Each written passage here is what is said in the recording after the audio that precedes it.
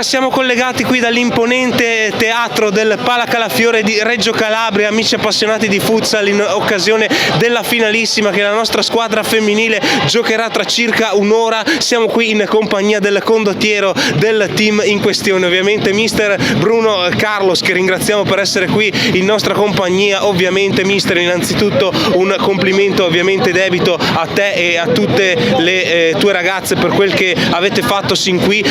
4 vittorie e un pareggio ottenuto sino a questo momento, una tonda vittoria nella giornata di ieri. Come hai inquadrato in generale il cammino della tua squadra fatto sino a questo momento?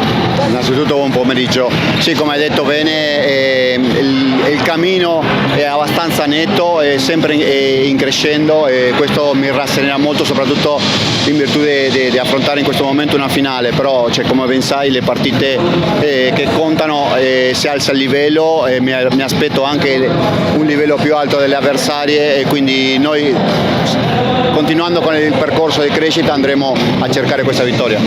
Parlando appunto della partita odierna, appunto c'è una Calabria comunque affamata che ha il fattore campo dalla propria, insomma ci sono tanti fattori in gioco, ovviamente una partita che si annuncia avvincente. Come la inquadri? Come prevedi che possa essere questo scontro che assegnerà appunto il titolo? Sicuramente da parte mia e da parte delle ragazze è uno stimolo in più giocare contro le padrone di casa, perché sicuramente saranno sicuramente motivate, una motivazione in più, ma questa cosa qua ci farà tirar fuori ancora più grinta, ancora più voglia di vincere. In ultimo direi che è doveroso fare comunque un complimento a queste ragazze, come dicevo anche poc'anzi, per quanto riguarda l'impegno che hanno profuso sia dentro che fuori del campo. Delle ragazze davvero eccezionali, può confermarcelo mister? Assolutamente sì, un gruppo eccezionale, un gruppo che si è messo sempre a disposizione di quello che veniva chiesto, e la dimostrazione penso sia sul campo. A prescindere da quello che sarà il risultato,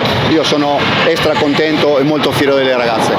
Bene, ringraziamo mister Carlos per essere stato in nostra compagnia, non lo tratteniamo ulteriormente in quanto ovviamente deve dirigere il proprio allenamento, e ricordiamo a tutti voi di iscrivervi al canale di Futsal Veneto TV per rimanere sempre sintonizzati e collegati con i prossimi caricamenti che vi proporremo. Un saluto e sempre Forza Veneto!